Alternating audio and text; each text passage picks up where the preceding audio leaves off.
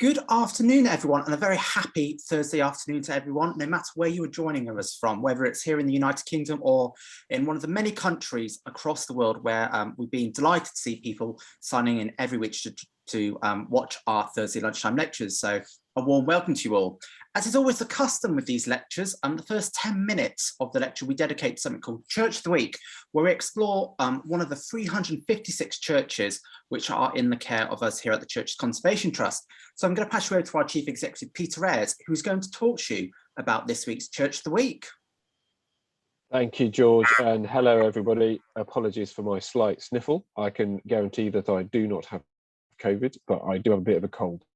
And I'm now going to introduce Church of the Week, which is a place very dear to my heart, because hopefully this will work with the sharing thing. This is Christchurch in Macclesfield in Cheshire, and I spent my formative years in Macclesfield, going to school there, not very far away from this building, in fact. So I've known it since I was about 11. So it's a great pleasure to be introducing it as Church of the Week this week. And as always, I'd just like to say a big thank you to Ecclesiastical Insurance for sponsoring this and our lunchtime lectures. Now, we often do show Church of the Week. We show lots of medieval churches in our care, and that's because most of our churches are in fact medieval. Some are even over 1,000 years old, of course. However, it's important to point out that our collection spans right up to, but not including, the 20th century, although there are bits of buildings which are 20th century and bits of our buildings which are 21st century as well, due to some of the works we've undertaken. But one day in the future, we will get that 20th century church, and no doubt a 21st century church as well. But today's church is pretty modern for our collection and dates from 1775. And it is, in fact, as you can see, Christchurch in Macclesfield in Cheshire. As I just mentioned, this church was built in 1775, and like many industrial towns and cities, this church had a wealthy patron behind its construction, and in this case it was the local industrialist Charles Rowe. The church is an engineering marvel built of brick and an innovative collection of cast iron columns to support the galleries. This is a very early example of cast iron being used in church construction in such a way. Remarkably, the church was built in just 7 months. And opened on Christmas Day in 1775. Quite a remarkable piece of engineering, and it's still here. It was built that quick and it's still here. Charles Rowe did have plans to commission a smaller chapel. However, he abandoned these plans when the evangelical curate David Simpson at nearby St Michael's was stripped of his post because of his radical beliefs. This outspoken preacher, David Simpson, was a radical socialist who championed the cause of the poor and helped found the Sunday school movement, which was much loved first minister of Christchurch. Now, also in Macclesfield, there is an enormous Sunday school building, which is open as a visitor centre, and it is quite an incredible building that I know well as well. This church houses some beautiful stained glass, including the east window, which was created by William Wales, who lived between 1808 and 1881. He was the proprietor of one of the most prolific stained glass workshop in England. This window actually dates to 1854. The window here you see is 20th century and was given to the glory of God and in loving memory of Marcus and Mary Crombie Brown. This window is given by their son, Sidney Gutteffe. How do you pronounce that? Gettutfe Baum in AD 1928. Gettuffe Brown, maybe. Okay, apologies for the family for me getting that horribly wrong, but an interesting piece of 20th century work here. The interior resembles a modern concert hall designed so that the congregation could all see and hear the preacher.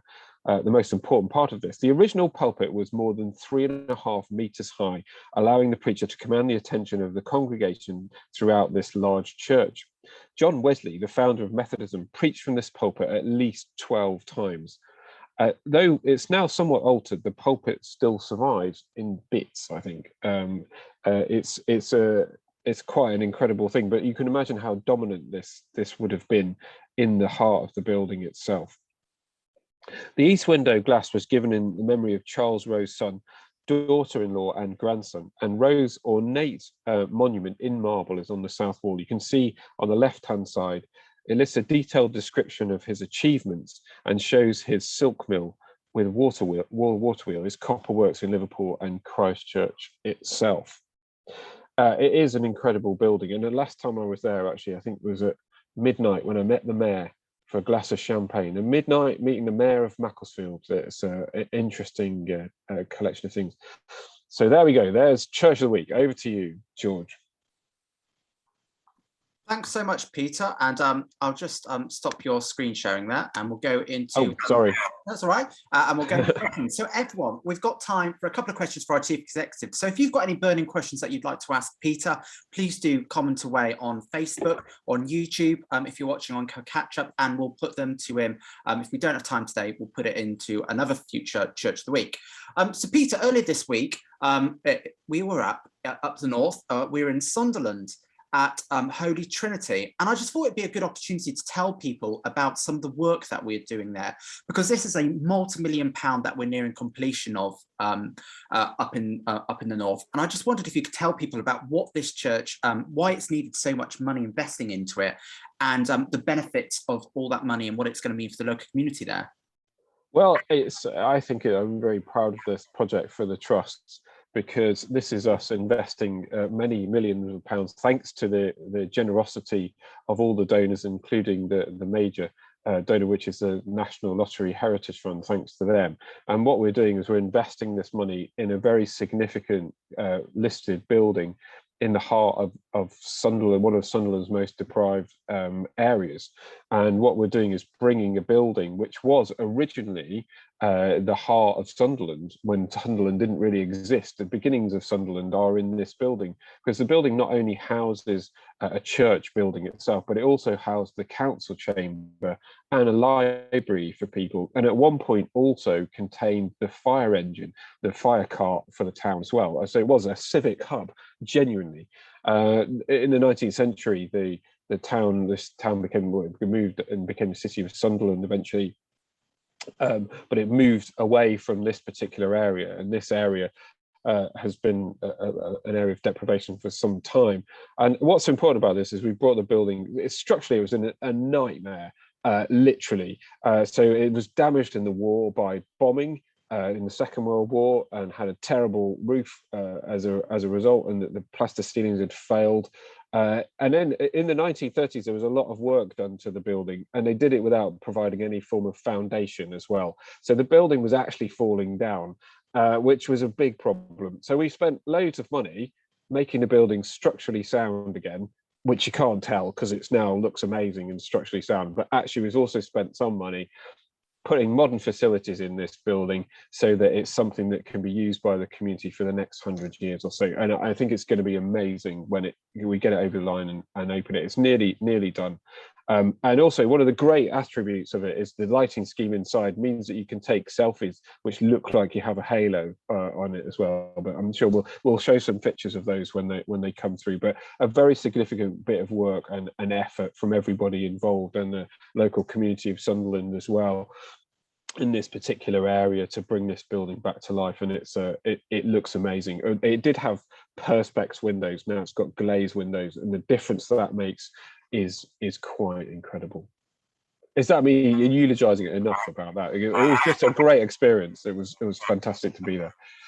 Thanks, Peter. And there was one other thing I wanted to come. How long have I got? Because it was one other thing. There's a really touching thing that when they were doing the refurbishment work, they found a letter from one of the choristers in the late 19th century who'd written this note and then stuffed it down a gap in the pews between a metal panel and the pew, and it had never been discovered until we took the pews around and started moving it, and the carpenter found it. And it's this incredible handwritten note on a sermon leaflet and a hymn sheet, and it's sort of saying, please don't forget me. He was about to be sent off. He was from the orphanage, which is next door to the church, and he was about to be sent off to sea. And it's this sort of tragic sort of, please remember me, I'm being sent off to sea thing, which is really heartrending. And then the better thing is the volunteers researched the story, and he never ended up going to sea, which is great. So his great fear of being sent to sea, he didn't. He ended up a clerk in a solicitor's office, maybe to do with his great handwriting that he had in the first place. So it was a lovely containment of stories. And as I've always said, these places have a profound link with the place that they are. And that really demonstrates it. And there are loads of stories in Sunderland because it's such a profound link with the place where it is. Thanks, Peter. And that everyone. I finished now, George. That brings everyone our time for Church of the Week to a close. So that was talking about our Church of Christ Church at Macclesfield. Now, I've just seen a couple of comments coming in from members in the audience. Particularly one that's grabbed my attention is someone from Old Warton in Bedfordshire who's doing some major fundraising for their beautiful Grade 1 listed church of St Leonard's. Please comment away, let us know what you're fundraising for, but good luck. But if there's anything you'd like us, any advice, give us a shout, but good luck with your fundraising and thanks for commenting. But everyone, thank you so much for joining us today. Let us know where you're watching us from, and do let us know if this is your first time joining one of our Thursday lunchtime lectures. You are all most welcome.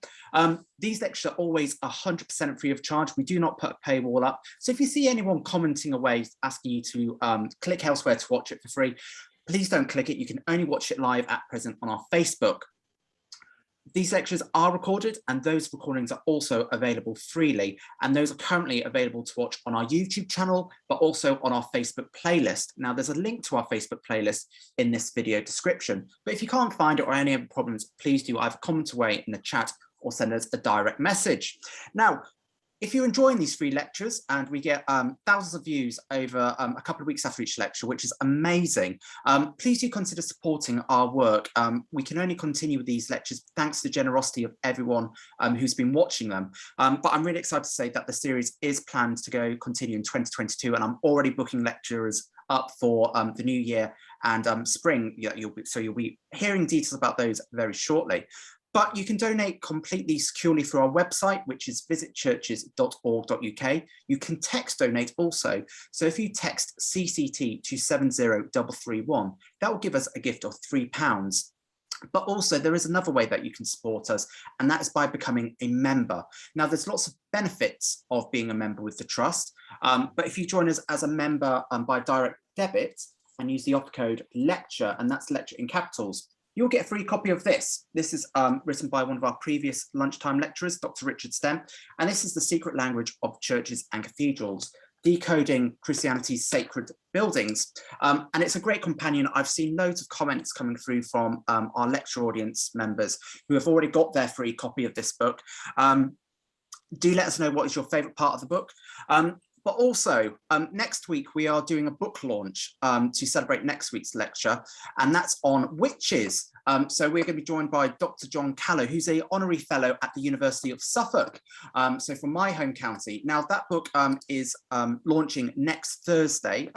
We've got the actual book launch with us. Now, the RRP for that book is £25, but we're doing a special offer where you can buy it from us directly for just £20 plus postage and packaging. And that book's called The Last Witches of England, A Tragedy of Sorcery and Superstition. But I'll be telling you more about that because that's next week's lecture. But if you've got any questions, any comments, please do comment away and I'll be keeping an eye on the chat. But over to you, Peter, to introduce this week's guest speaker. Thank you, George. Well, it's a great pleasure to welcome Andrew Chandler back to speak to us. His last lecture was fantastic. I bought his book, which is the Church of England in the 20th Century, which is, he said very humbly earlier on, he said, when you write books on church history, you don't really expect anyone to read them and use them. And I've done both of those. It's been fascinatingly useful for dealing with some issues that looking at the future of General Synod and how the CCT relates to it, because it contains part of the history of the CCT as well. So I'm saying a big personal thank you for him doing that work and trawling through all those minutes to get to the heart of what the issues were being debated earlier in the 20th century. So Andrew is a professor of modern history at the University of Chichester. He was for some years director of the George Bell Institute, first at the Queen's Foundation for Ecumenical Education in Birmingham, and then at the University of Chichester. He's published widely in the field of 20th century religious history, often focusing on British churches and their experience of international politics. His substantial study, the book that I've just waved at you, I'll try and do it again, is this, The Church of England in the 20th Century, the Church Commissioners and the Politics of Reform, 1948 to 1998, was first published in 2006, and he is a fellow of the Royal Historical Society. So, as I say, very grateful to Andrew for giving his time again to us for free to support the work of the Church's Conservation Trust, as well as his academic work, providing that support as well. So over to you, Andrew. Thank you very much.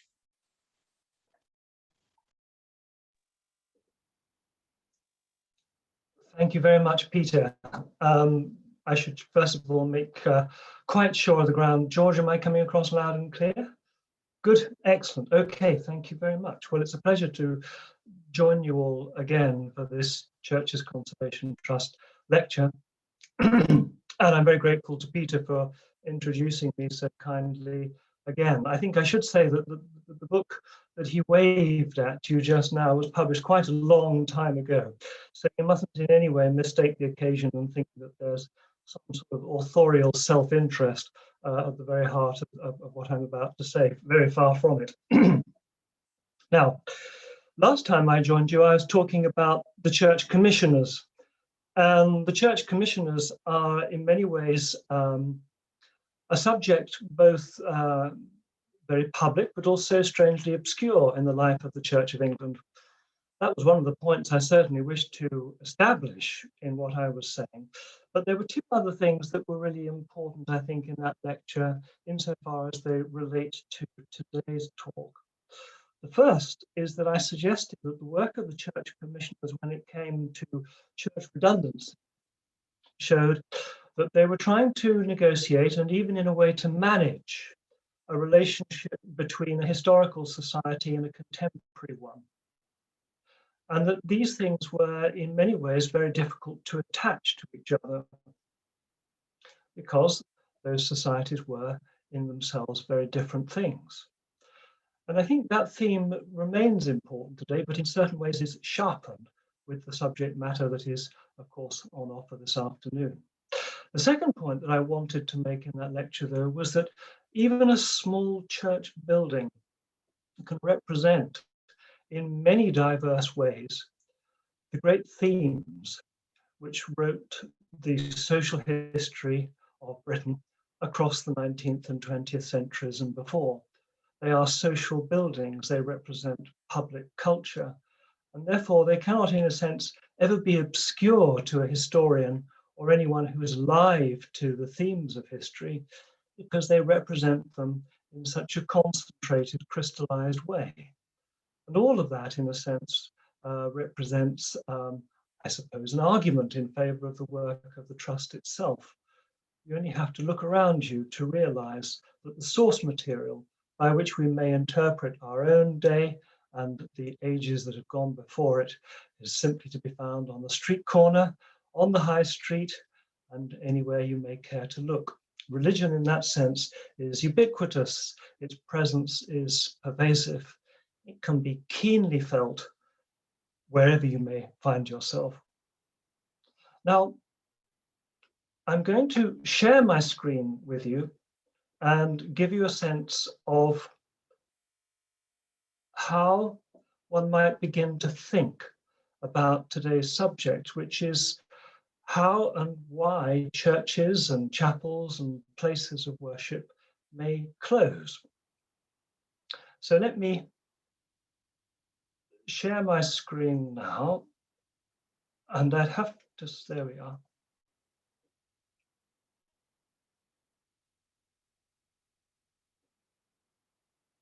And one more button will do. And there we are.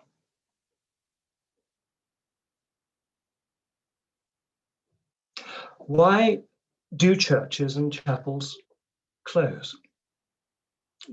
Well, what you have before you at the moment is central London, and you may wonder why I'm starting on that particular note. I think in many ways, under the darkening skies, you can recognize an immensely complex metropolitan landscape. And if you look very closely, you can see that the negotiated relationships between ancient and old buildings and the new architecture of the 21st century are thrown together in what seemed at this distance to be quite a jumble. And it's a very good introduction, in a sense, to the problem as far as today's subject is concerned. We're having to look not simply, I think, at the relationship between the historical and the contemporary, but also to recognize its complexity, its tremendous diversity, and its almost endless sense of detail. And if the skies are darkening because of secularization, to which I must come now, well, maybe everything is going to be somewhat obscure altogether. Now, the point that I want to make by way of departure is that the closure of churches in our own age, and in fact now for much of the last half century or more, has increasingly been understood in sociological terms. And the term that has attracted most scholarship and most interest, and in fact most public acceptance, is the term secularization.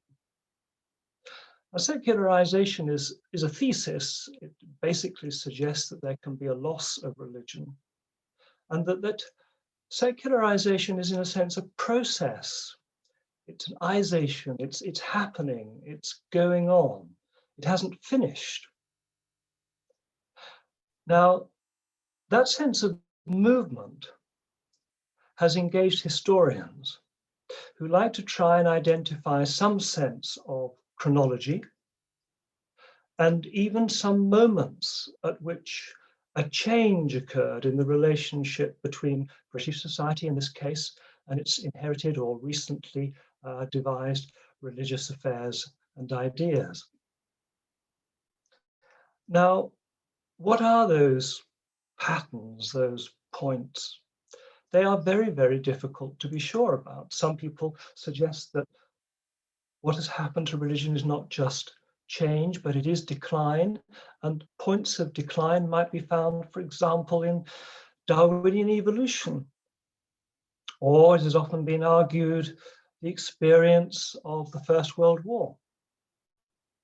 Or increasingly, you'll find it said that one particular decade, the 1960s, produced a tremendous reassessment of social ideas and social choices, which in no way favored the inherited patterns of church going and church life and religion altogether.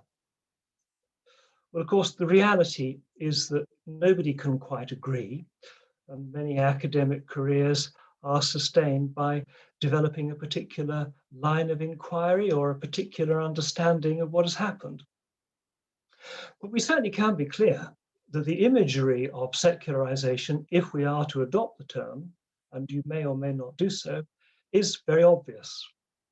Here on my screen now, and hopefully on yours, is a church not very old, really. It dates from the early 19th century, and it is in many ways here as a representation of the reality of redundancy and the unapologetic sadness of dereliction. There is dust on everything. The pews are empty. An abandoned stool lies in a strangely arbitrary fashion just at the very bottom of your screen. The stained glass is being overcome by mold. Goodness only knows what is happening to the memorials around it. I don't know how you respond to that, and I don't know what we should necessarily think about it, but it is certainly an image of change, decline, departure. Some would say it is a proof of religious or cultural death. And the vocabulary begins to accumulate around us as the images grow. Now, this is a very different picture, and I put this in for a quite different reason. It is to suggest that redundancy isn't necessarily dour and cheerless and full of its own sense, its atmosphere of disintegration. This is St. Peter's Church in Claydon in Suffolk. And I can revive your optimism by saying that this is one of the jewels in the crown of the Church's Conservation Trust.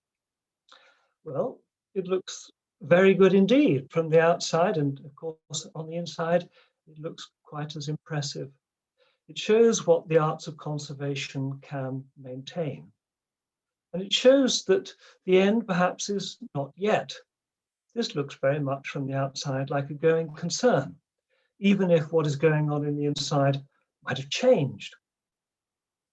But the diversity of images might take us further afield. I recognize that the brief of the Trust is in many ways defined by England and by the church buildings of the Church of England.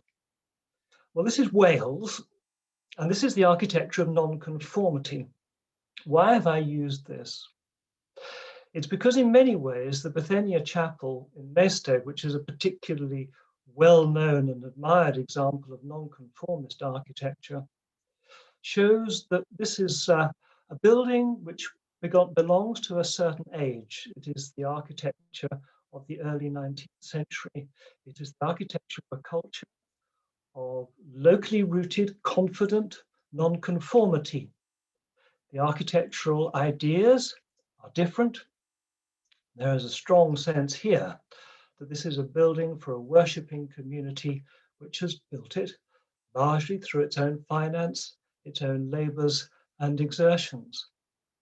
It would be interesting to know what you think of that, because one of the reasons I've chosen architecture of this kind is to make quite clear that the chronology of secularization has proven a particularly costly one in terms of the architecture of nonconformity.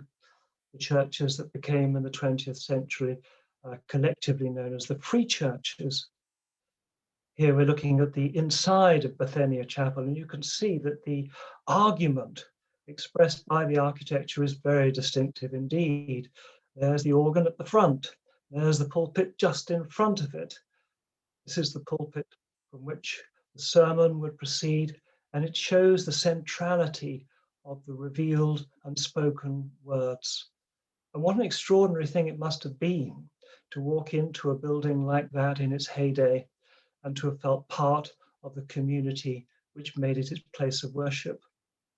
On the right-hand side of the screen, you can see a little detail of the front of the chapel. And here, of course, is the baptismal bath, which is underneath the very front of the church, just in front of the pulpit. And this testifies to the theological precept on which the Baptist churches came to rest. Now, this is hardly helping us to look at the Church of England in England itself, but you'll recognize that this is a very different kind of argument indeed. Well, it's a famous building. This is St. Peter's Seminary in Cardross. And the architecture here is, I suppose, a good example of concrete brutalism. Look at the arches at the side, the unrelenting sense of concrete and stone, drawing the congregation together towards the high altar, a very high altar indeed. Extraordinary, though, to think that this is a seminary. And still more extraordinary to recognize that this is a building put up only, 60 years ago, and now this is how it appears today. Is there anything more unforgiving than a concrete ruin like this? But the juxtaposition between one image and the other, and those are the arches you can recognize just running along the top, is a very severe one indeed. And I have to confess that as this is to be an illustrative talk, my primary objective in showing you these images is the clarity and the severity of the contrasts which they achieve. Now, we can say that secularization is proven to us, perhaps, when we look at architecture. And we can say it is further substantiated when we look at statistics, church attendance statistics, baptism, weddings in churches, there are all kinds of ways in which sociologists and historians too can achieve a measured relationship, even one that gives the impression of some precision, to the social changes that have been occurring within the religious life of a society like ours. But I think it's important not to start with the buildings, but to think about what might have gone on inside them. And in particular, I think it's important to start with people. We should begin, after all, with the congregations. These are public buildings for public worship.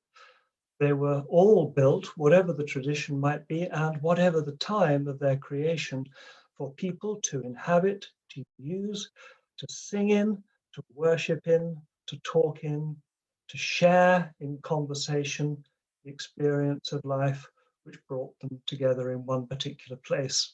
This is another picture from the Church's Conservation Trust of St. Peter's, Sudbury in Suffolk. Now, George and I had some fun trying to date this, and I think it probably is about 1960, but it could well be later in the 1960s. And it's important to recognize what a wonderful congregation this is. They even look cheerful. And the point that I would want to make about an image like this is it does restore to the building a sense of the purpose for which it was created. And here's another example. This is a congregation, I would say, in the early 1970s, possibly even the mid-1970s, of a chapel congregation in Wales. And I find this extraordinarily impressive, in fact, memorable image. For the chapel is crowded and everyone there is looking up at the pulpit. I have no idea what was going on. I have no idea who was preaching. But there is a sense, therefore, that this is not only a public space, but an inhabited public space too. And what both of those images really show us is how diverse a congregation might be. What an extraordinarily distinctive collection of individual people. I often reflect that in a congregation to this day, you can never really be sure, you can never even anticipate who you might meet. You can walk into your workplace and you've got a pretty good idea of what's going on there. You can walk into an institution of any kind, and by and large, you have a sense of knowledge. But a congregation in a church or chapel is the most extraordinary collection of people who might have come from just about anywhere and who might never have met together if they hadn't come to attend a place of worship. And that idea of gathering, and also that reality of diversity, is something that I think we should try to hold on to in the course of the lecture today.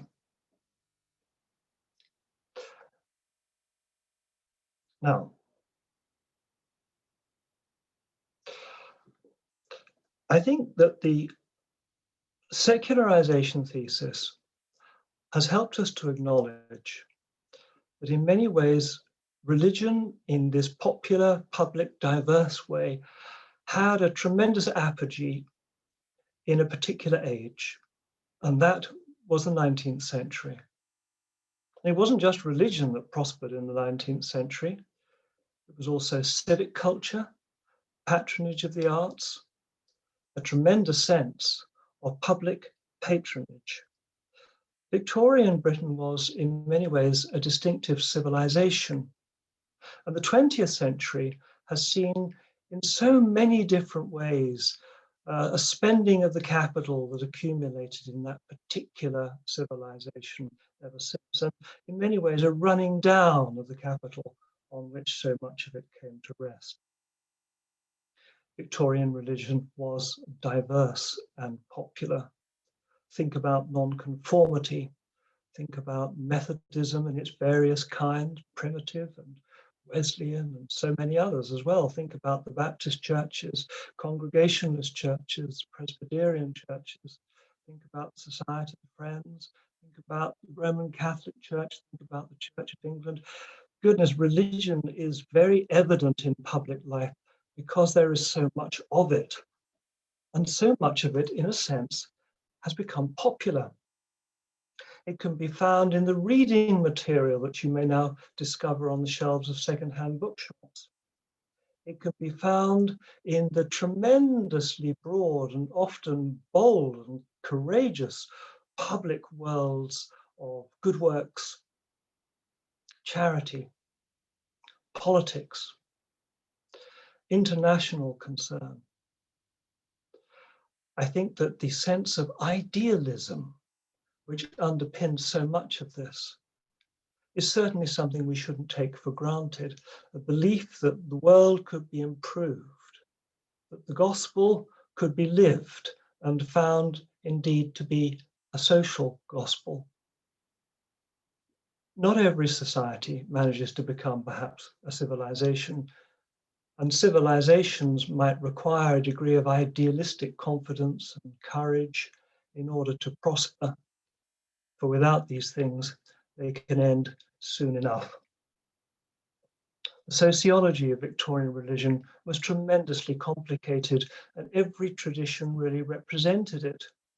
The Church of England was known to favour the top end, but a place could be found in the bottom end too.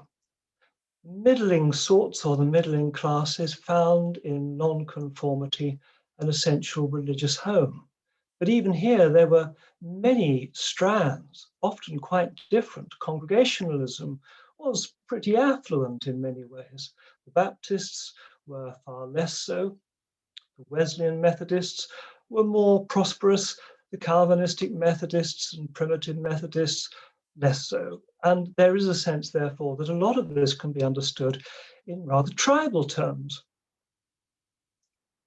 Now, I think the point that I would want to make most of all about all of this is that the reason churches close is because the reasons that put them there in the first place no longer seem vivid, no longer seem to work, no longer seem even to possess meaning for people. And we have to acknowledge that history brings change and people change too. In the case of many of these churches, the people have gone. They've gone somewhere else. They've found something else perhaps more interesting. They no longer find that these churches and chapels have a place in a world that makes sense to them. And that's a tremendous transition, if indeed it's true. But it shouldn't surprise us too much. When I was thinking about this a while ago, I was having a look at a collection of essays and short stories by the pseudonymous Mark Rutherford, a late 19th century, early 20th century writer, William Hale White, whose works may be known to many of you. He wrote in 1910 a very short story called A Homemade Religion. And the basis of the story was this. Susan Stapleton is the single daughter of a country doctor. She lives in a house that she's known as her home for a very long time. The house is very much part of an environment which is not only familiar to her, but loved by her. She understands its rhythms, its patterns. She sleeps in bed with the window open so she can feel a part of its sounds. And what is striking about the figure of Susan is that the Bible that she reads is part of her environment, it's part of her self-understanding. It mingles and finds vividity in everything around her. She can walk through a cornfield and she can imagine Jesus himself walking through the same field, picking the ears of corn with his disciples. The lake near home becomes a lake of Capernaum, and on it goes. One day, Susan finds that she has to go to London, the great sprawling metropolis with which I began this talk. And she finds herself utterly detached not only from individual things familiar to her, but the whole coherent effect of them on her mind. She brings a New Testament with her. She tries to read it in a hotel, but she finds it makes almost no sense to her. She attends a place of worship and wonders if really she has any religious faith at all. And when she returns, the sense of these experiences and the profundity of her disorientation remains with her for a long time, until the patterns of her home again re-establish themselves in her mind and in her own life, and her own faith of previous days returns. And I think that sense of movement, of transition from one landscape where a religious sensibility seems to make all the sense in the world, to another where it seems hardly coherent, let alone persuasive, is perhaps in many ways the story of transition, which we are here to think about. The fragility of memory is something that everyone with a basic working historical consciousness has to recognize, but also I think we only have to think of our families to realize how much is lost and how quickly that can be. It is not automatically clear that people cherish the things that they inherit because they feel that they were part of their family life. In fact, in many ways, the art of cherishing things is something that seems to have declined, along with many other forms in the late 20th century, perhaps because we're so busy trying to acquire new things. And the point that I would really want to make is that when we look at our forebears now, we might ask ourselves a question: do we really understand them? Are we living in the same world as they were knowing in their time? And are we even the same people? There is often, in the passage between generations, a sense of misrepresentation, false memory, even rejection. And this doesn't necessarily just indicate what might be going on between a world that is secular and a world that was once religious. This sense of transition might be going on within those congregations themselves. Now, British Christianity in the early 20th century was a social faith in so very many ways. It was rooted in the society at large, and there was a strong sense that Christianity itself was something that could speak to an age of economic exploitation and inequality.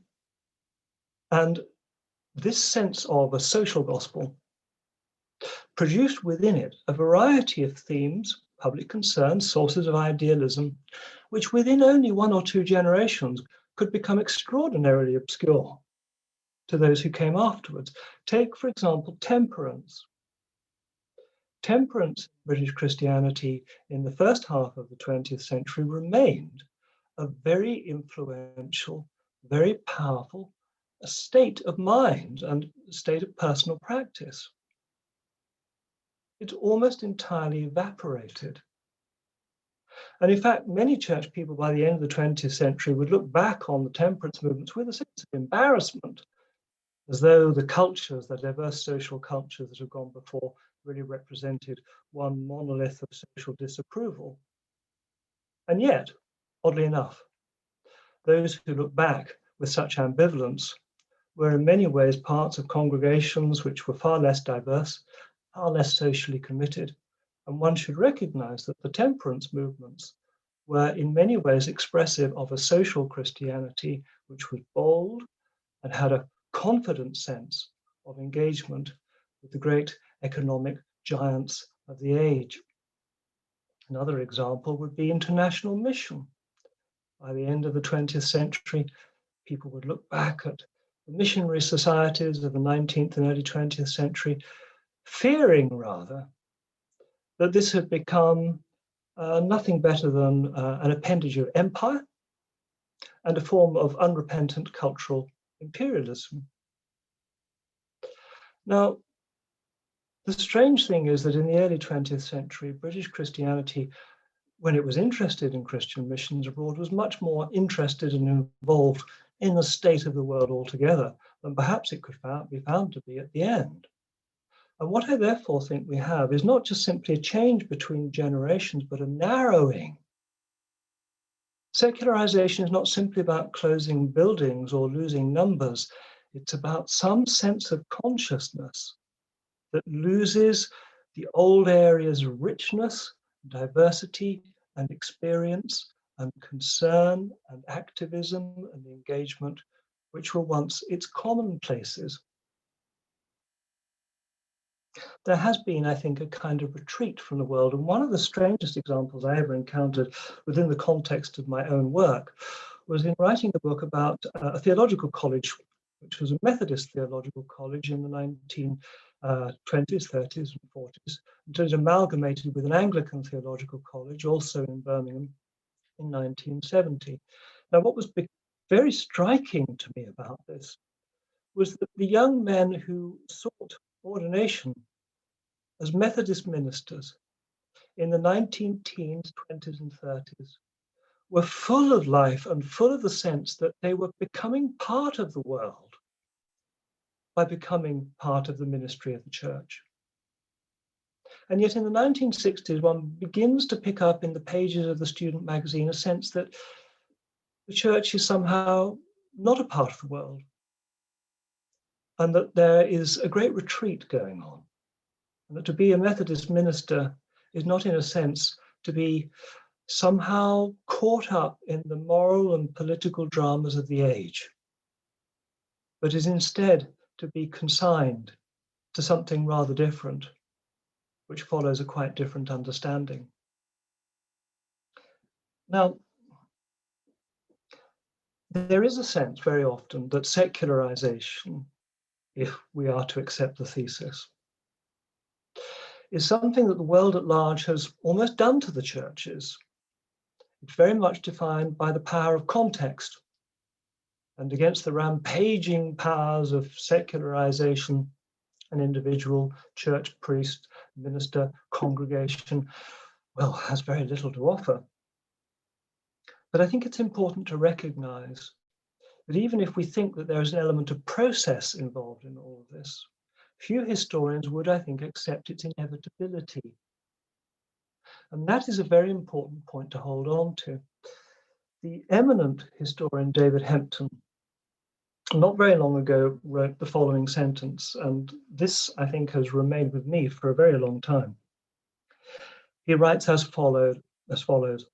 If Christianity declined in large parts of modern Europe, it did not do so because of some irresistible social process or processes, but because of real choices made by real people in real social situations. Secularization did not simply engulf people, rather they collaborated with arrangements that facilitated it. Now that sets all of this on a very, very different foundation indeed. And I think it's worth holding on to that sense that actually there is a dialogue between the church and the world which has achieved the effect which closes a church. What, after all, was going on inside those churches, we have to recognize that a great deal changed in the worship of those churches. Much of the appeal to beauty and dignity found its way into new forms of, well, informality, which were often regarded as a way of attracting greater numbers, but simply failed to achieve any such object. There's a sense also in the later 20th century that the intellectual life of the Christian churches was altering by degrees and ultimately very quickly indeed. And the narrowing sensibility to which I referred earlier was becoming narrower still. Were these churches places where real thinking was going on, What was the preaching becoming like? What was the music like?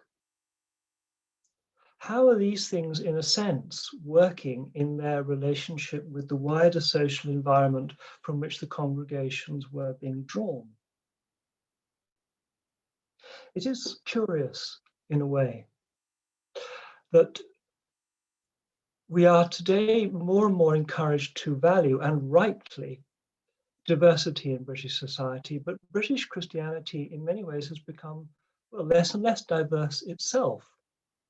Within the Church of England, the waning of Anglo-Catholicism has removed from the life of the church a certain dimension, which of course brought a great deal of life at a certain point.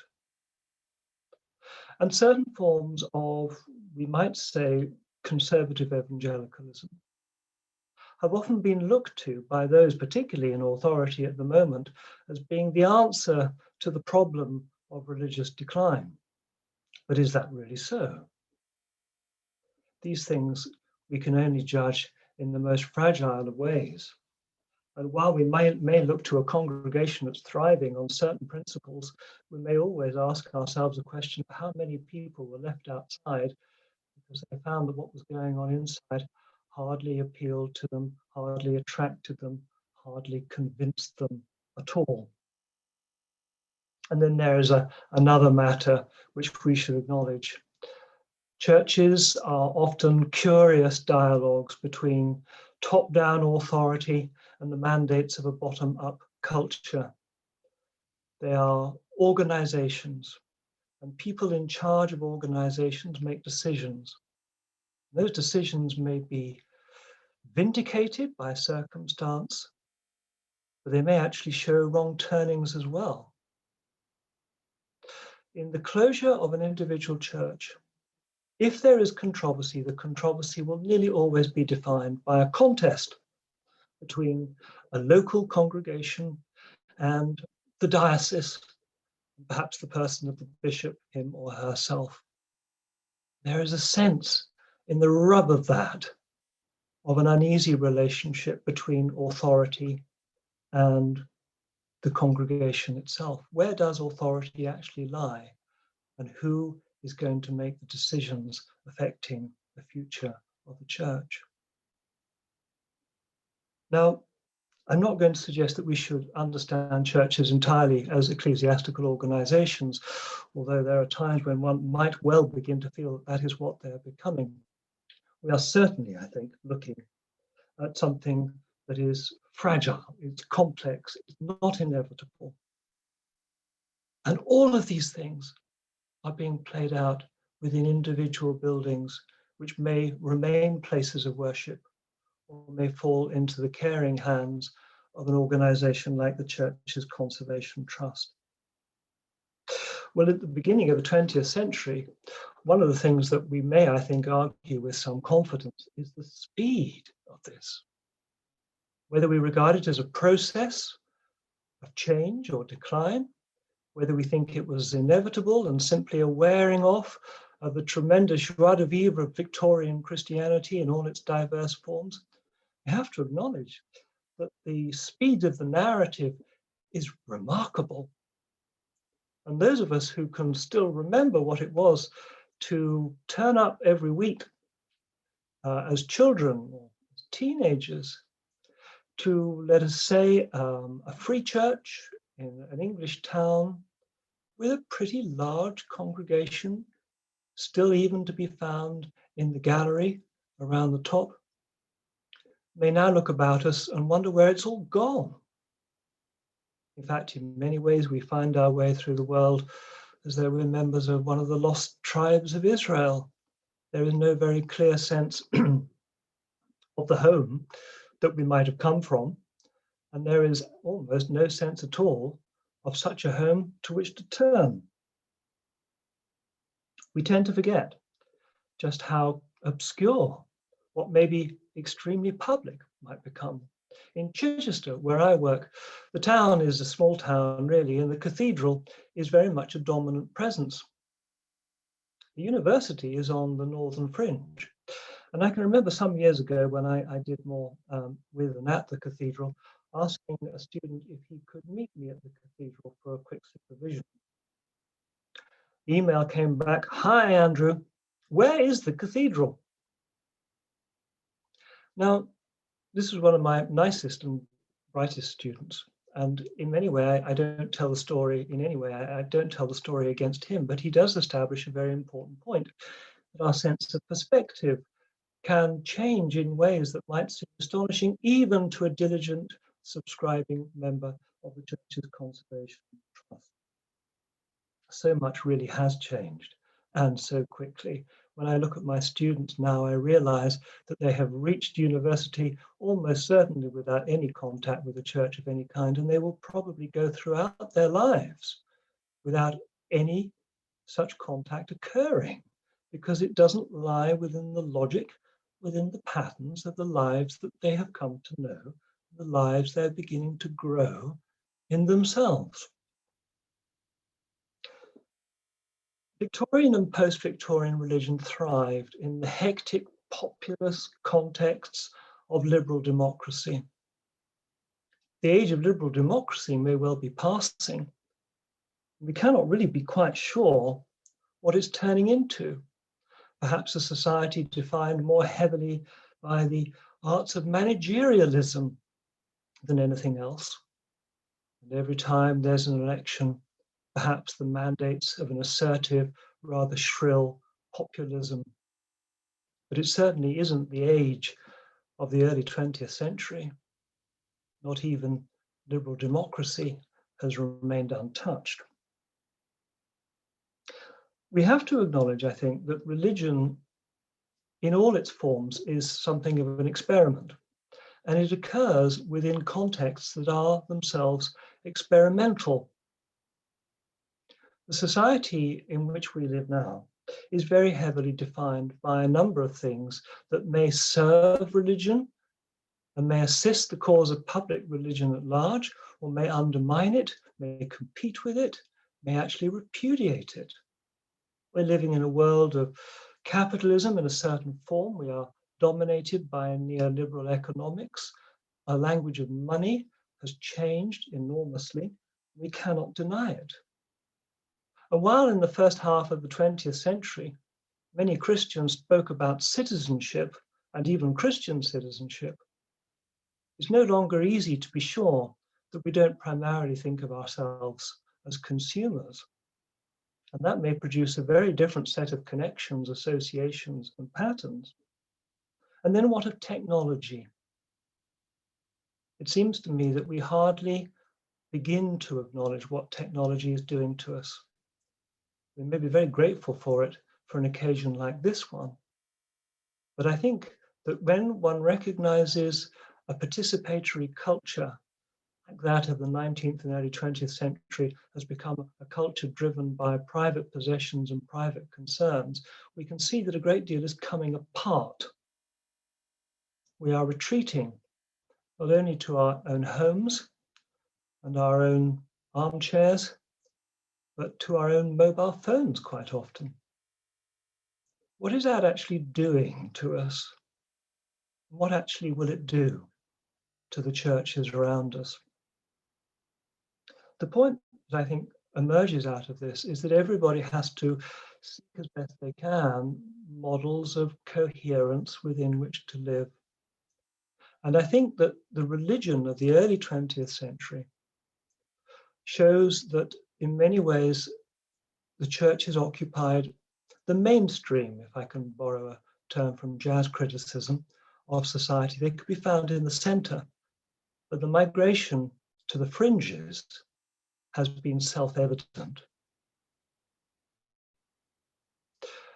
Where does this then leave us? Well, I want to suggest, by way of departure, I suppose, two anecdotes. And the reason I use them is not simply to indulge myself or to suggest that they have any great meaning, but partly to suggest that, well, we all have them, and that we are all caught up in this experiment.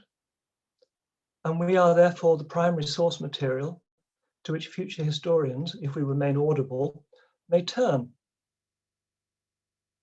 Some years ago, I found myself on the outskirts of Birmingham, going for a walk with my two sons. And we came upon a church which once had been a rural church, but was now very much a suburban church, and the door was open. Outside the church were two young girls, and they seemed at rather a loose end. It became clear to me that they weren't sure whether to walk in through the door or not. Well, being a little more familiar with such places, I trooped in. And seeing this, the two girls took heart and followed us.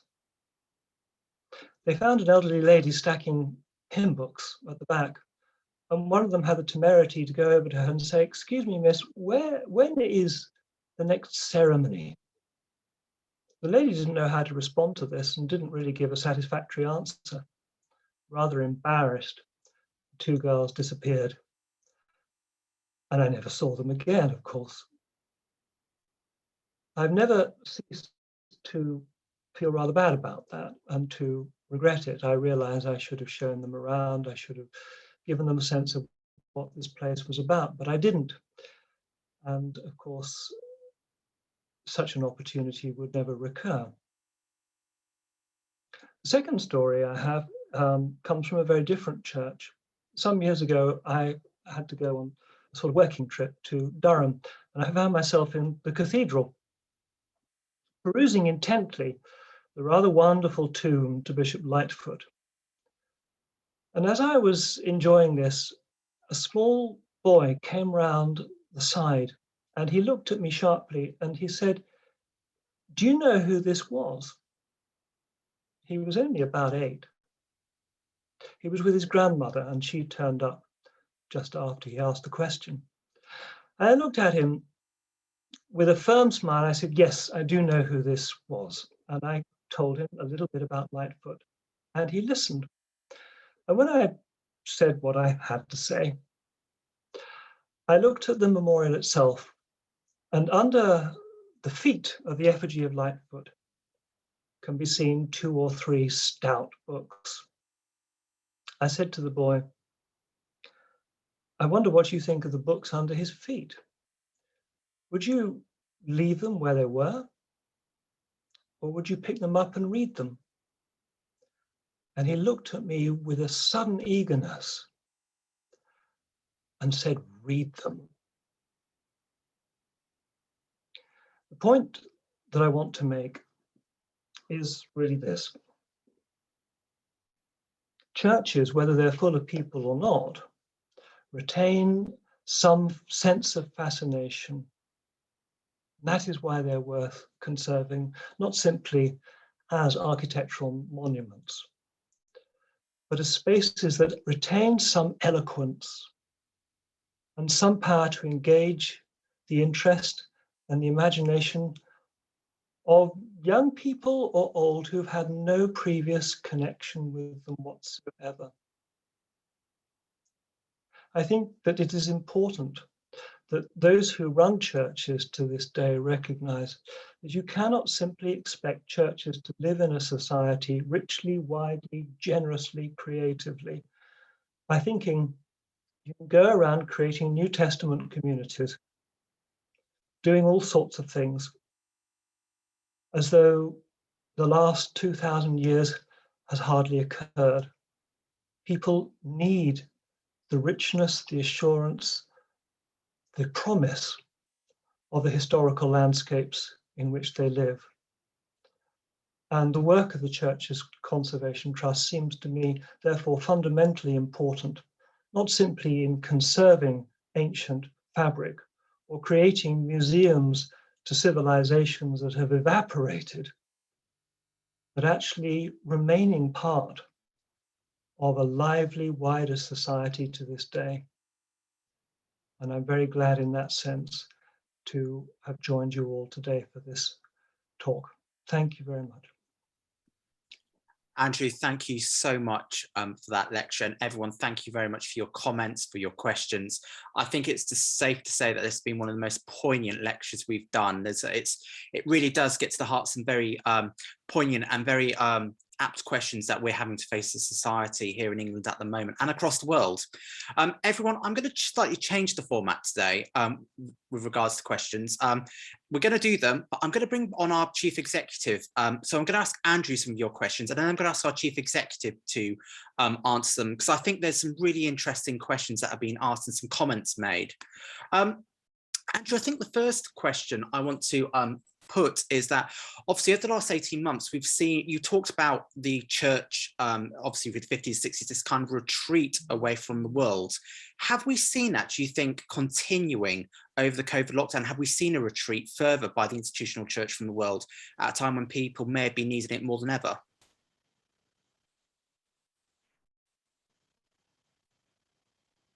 Oh, Andrew, I'm just going to ask you to unmute yourself there. Okay, thank you, George. It's still very difficult to know quite how to interpret the age of COVID.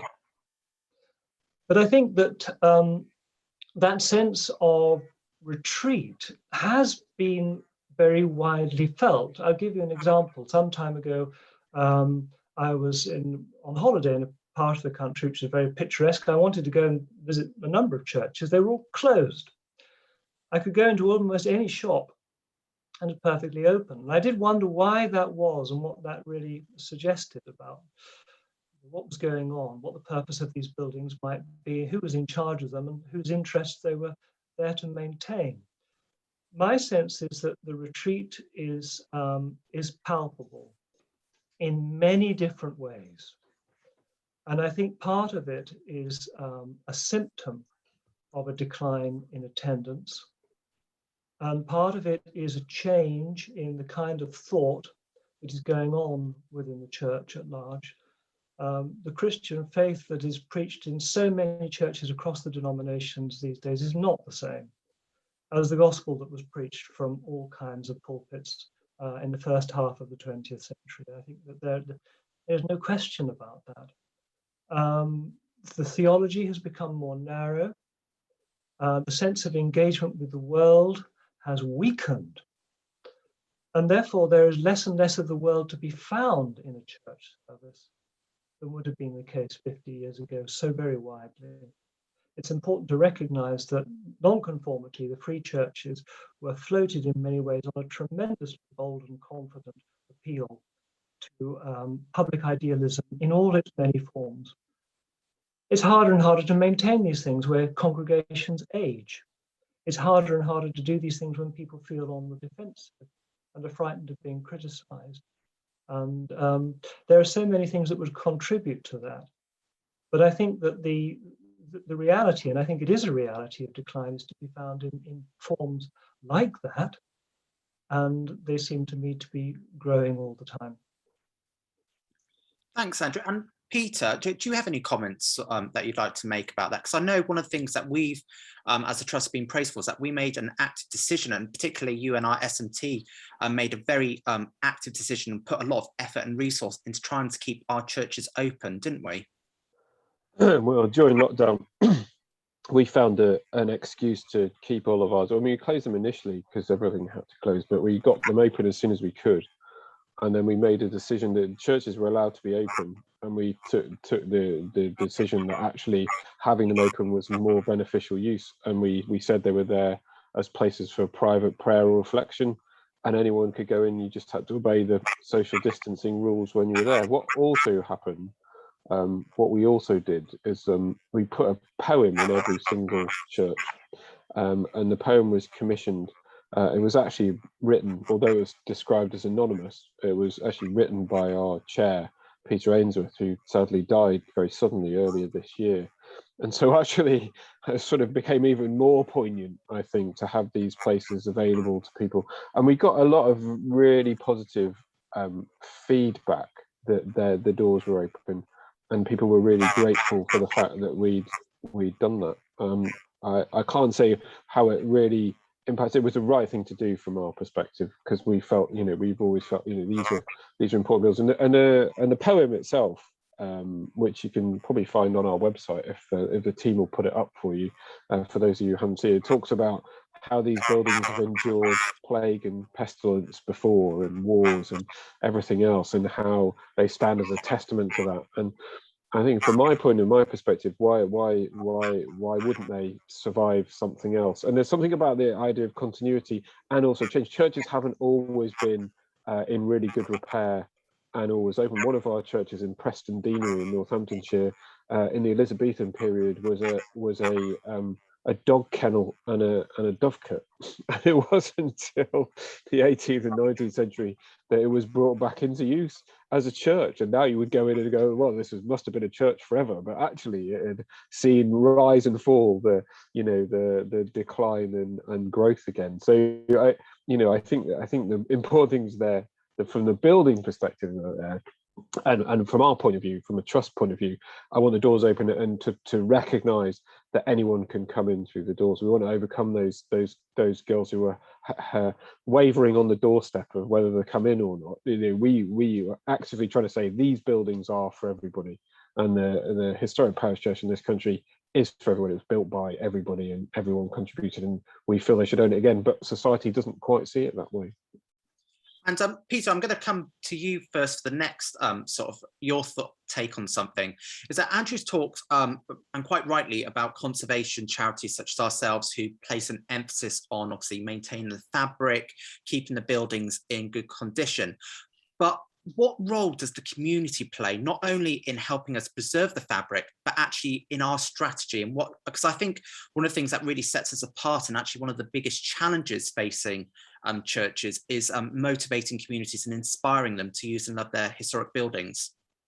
Well, I suppose there's two things in what you said. First of all, I don't think the churches that are in our collection belong to the CCT.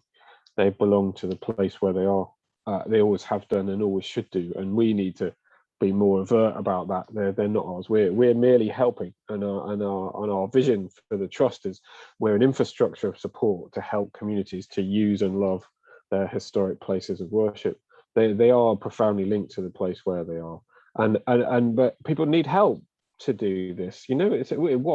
Legislation is just completely different from how it was in the past as well, and it's very onerous to be a church official of any description or a volunteer even. And so our job is to try and work out how we can get people to have that enthusiasm and that love for the building and the place, but without the huge burden of responsibility. So in some ways we can help alleviate that, and we've got specialist teams, local community officers whose job it is to support people through this. We've got conservation teams who can deal with the historic buildings issues, and I think sort of with that idea, we can help communities reoccupy these spaces, because no one ever walks in and goes, it's rubbish. They never do. They never ever do. They always walk in and go, I've lived here all my life and I've never been in. Isn't it amazing? And you go, yeah, it is, and it's yours.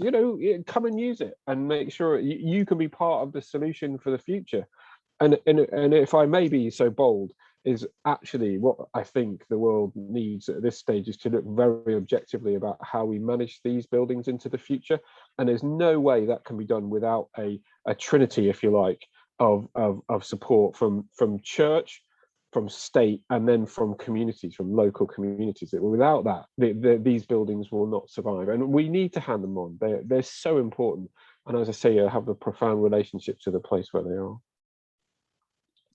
Thank you, Peter. And to you, Andrew, I suppose that the same question, but do you think that actually because you talked about secularization being in some ways the death of religion in society, have we seen almost the death of certain communities, and are we needing to see almost a revitalization of different types of communities for the preservation of churches going forward, do you think? Yes, I think the word community is important, but also difficult. And people, in some ways, talk about communities that wouldn't have been even imagined 30 years ago, in fact, and that's actually a very good thing. But what I think is under a great deal of pressure is local community, that sense of people living together in a particular place and sharing resources and thinking and acting and working together. I think that there is undoubtedly reason to be anxious about the future of that kind of community. People, for example, talk a great deal these days, or at least one hopes they do, about the decline of the high street. Well, the decline of High Street is an issue that has a great deal in common with the decline of public religion and a great many other things altogether. So I think that there will need to be, I suspect, some rediscovery or recovery of the idea of a local community. If religion in particular places is to feel the benefit, if I can put it that way. And at the moment, I think it's a very difficult thing to be confident about. The High Street is arguably dying in a lot of places, and the churches have disappeared because of the same kind of problem. People no longer invest consciously in what is around the corner because they can get it on their own terms through their own computers. I mean, there are so many issues here that actually place the fate and the future of churches in a wider picture of that kind. Thank you, Andrew. And I think I've got, I'm just going to have one final question before we draw today to a conclusion. And it was a question that came in. And in your research of looking at commissioners and particular Church of England closures, is there a particular case that you find quite saddening to read about? That's a very nice question. Yes, I have to admit that I found them all very saddening. Sometimes it was, well, I'll put it this way. When one thinks about an archive of an administrative organization, one assumes that it's going to be full of very dull memoranda, minutes, resolutions, reports, and so forth and so on. But actually, the closure of churches comes across in a quite different way in the material that you'll find in the Church Commissioner's archives, because you have representations from individuals who don't want their church to be closed because their families have been there for 3 generations, their grandparents contributed towards certain things that are in the building, they're maybe buried in the graveyard and so forth and so on. I found the whole thing enormously sad. I don't think I could even pick out a particular example, because it's much more uplifting to write histories of things that are somehow growing and building and feeling that sense of confidence about them. But the history of disintegration, while no less important, is never cheerful. And I think what one really sees as a historian is individual people, communities reconfiguring, arguably dying, and people losing something that would once have been considered essential to them. I found them all actually very sad. Thanks, Andrew. And Pete, to bring it to a close, I wonder if you could give a case where you have a, obviously it's been in some ways quite a sad lecture talking about closure churches, but obviously we're a charity that really places a huge emphasis on hope and bringing new life to these historic churches. Is there a case that you sort of, particularly makes you really cheerful and actually really uplifts you, and when you think about actually a state of church came into us and what we've been able to do to bring new life back to a church and its community? I think there were quite a lot of examples across the portfolio that we're responsible for. Got 356, we'll get a couple more soon. But I suppose, well, I've been to see some amazing things just recently. Sunderland, which I touched on at the beginning with you, George. But then I also went to Ipswich, where a church that had been built in the 15th century on a wave of wealth coming from the port of Ipswich. By the 19th century, it was on its uppers. It was the poorest place in Ipswich and suffered flooding.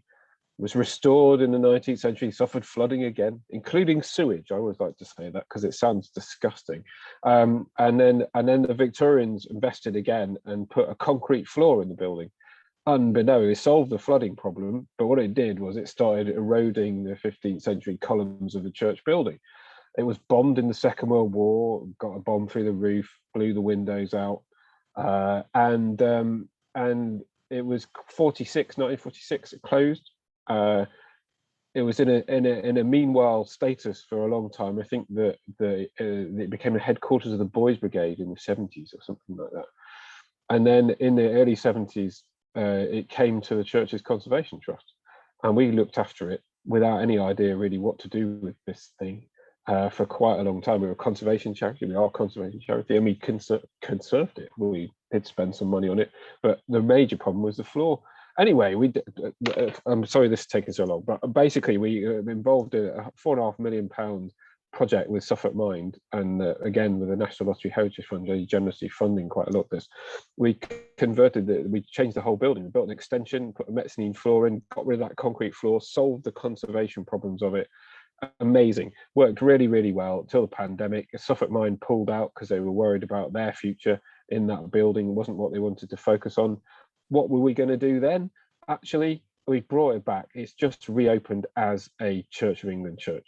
And I'm so pleased with this, but it's a evangelical church aimed at the students on the waterfront there, and it's got such a lot of hope invested in it. But actually, a coming together of lots of different things over its history has ended up in this place. And I've always said the best reuse of a historic church is as a church, and they seem to be working really, really well. And best of luck to them as they grow their congregation. And so they found a different expression, more along the lines of coping with the social media generation, which is quite an interesting expression of it.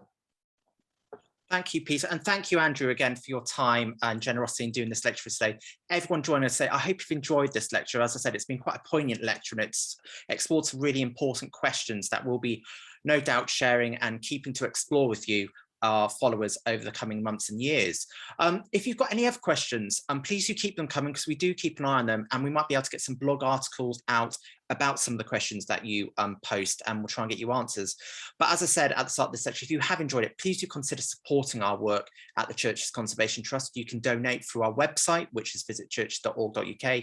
You can text CCT to 70331 to give us a gift of £3. Or, as we said, you can take advantage of our special membership offer, whereas if you join us by direct debit from just £3.50 a month and use the offer code LECTURE, and that's lecture in capital at checkout, you'll get a free copy of this book, The Secret Language of Churches and Cathedrals. Now, next week, I'm really excited because we're joined by Dr. John Callow, who's an honorary fellow at the University of Suffolk, and we're doing a book launch. He's got a new book out about the last witches of England, Faith and Superstition, where we're going to be looking at witchcraft in England.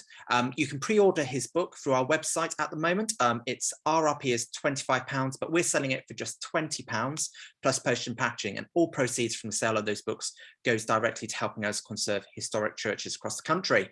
Now, if you've got any ideas for future lunchtime lectures that you'd like us to approach, or any particular topics you'd like us to put on, please comment away, or you can email me at digital@thecct.org.uk.